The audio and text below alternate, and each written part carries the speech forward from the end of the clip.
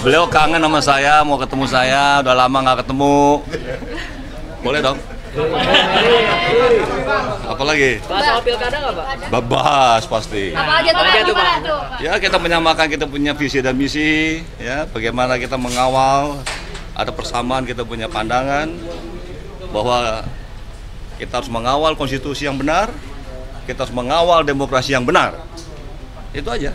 Pak, ini kan tadi hangat banget nih Pak, salamannya, senyumnya gitu. Apa udah memutuskan bahwa Pak Anies kayaknya cocok nih diusung sama PDI? Gitu, Insya Allah. Allah ya. Kalau bergabung Pak, sama PDI gimana tawaran Pak untuk Pak Anies? Masuk ke PDIP, Pak. Udah ngambil Tanya beliau dong. Gimana Pak Anies? Siap nggak Pak Anies? Silakan sama Pak Anies kalau mau bergabung apa enggak. Ini tadi kita ngobrol ya Pak ya. Ya. Ngobrol, sebenarnya ngobrol panjang.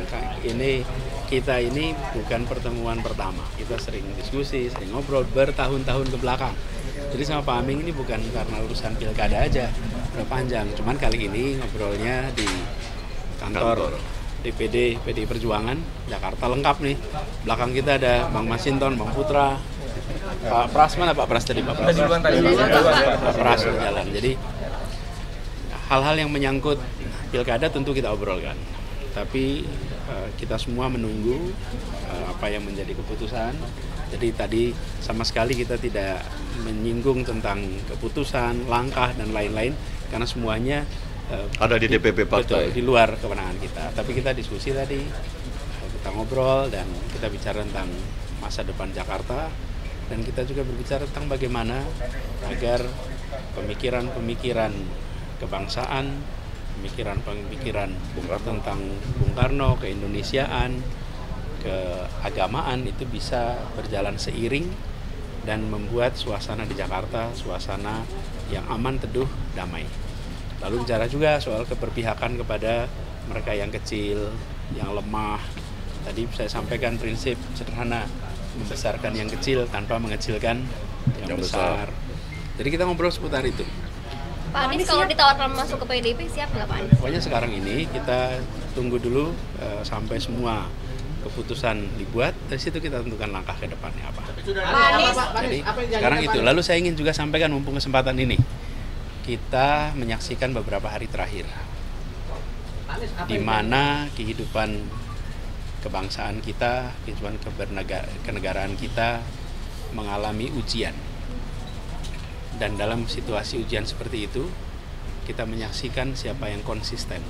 Dan saya menyampaikan apresiasi kepada PDI Perjuangan yang konsisten di dalam mengawal konstitusi kita. Konsistensi ini adalah sesuatu yang harus kita hormati dan kita hargai, karena penjaga konstitusi adalah penjaga negara.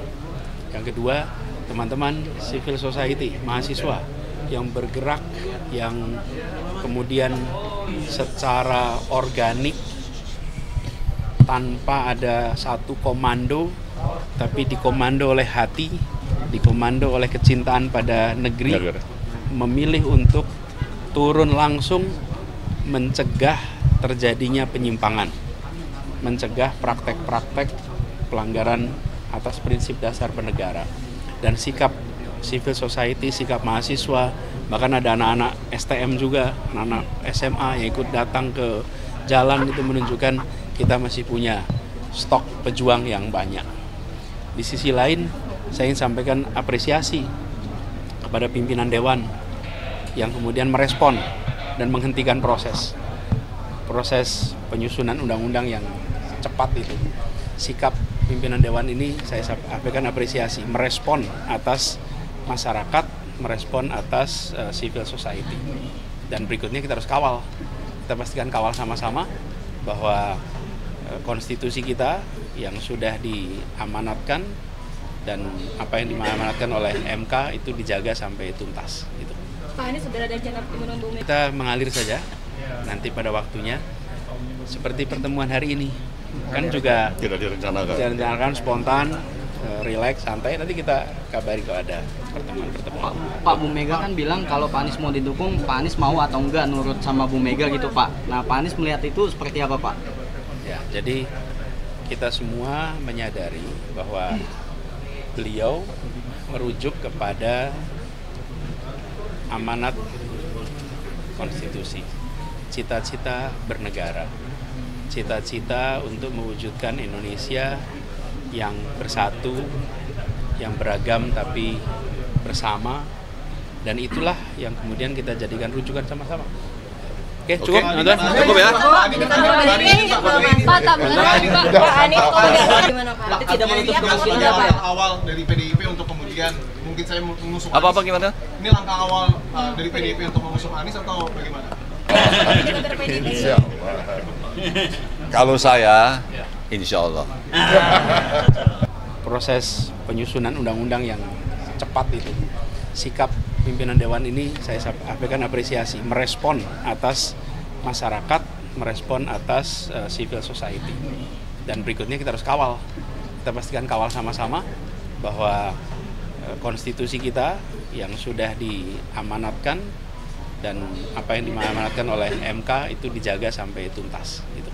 Pak Anies sudah ada rencana pertemuan Bu Mega? Kita mengalir saja, nanti pada waktunya, seperti pertemuan hari ini. Kan juga Tidak direncanakan spontan, rileks, santai. Nanti kita kabari kalau ada pertemuan-pertemuan. Pak Bu Mega kan bilang kalau Pak Anies mau didukung, Pak Anies mau atau enggak nurut sama Bu Mega gitu Pak. Nah Pak Anies melihat itu seperti apa Pak? Ya, jadi kita semua menyadari bahwa beliau merujuk kepada amanat konstitusi, cita-cita bernegara, cita-cita untuk mewujudkan Indonesia yang bersatu, yang beragam tapi bersama, dan itulah yang kemudian kita jadikan rujukan sama-sama. Oke, cukup, nonton? Cukup ya. Berarti tidak menutup kemungkinan langkah awal dari PDIP untuk kemudian mungkin saya mengusung Anies. Apa gimana? Ini langkah awal dari PDIP untuk mengusung Anies atau bagaimana? Kalau saya, insya Allah. Oke. Tapi Pak, Tapi Pak Anies insya Allah 9 tapi kalau Pak Anies jadi diusung cocoknya sama siapa Pak? Ini Sama kan saya lah. Ini kan ketua DPD. Iya, saya ketua DPD, jatah saya. Benar Pak Mis? Oke, cukup ya. Anies, Aming, Asik dan AA. Oke. Terima kasih.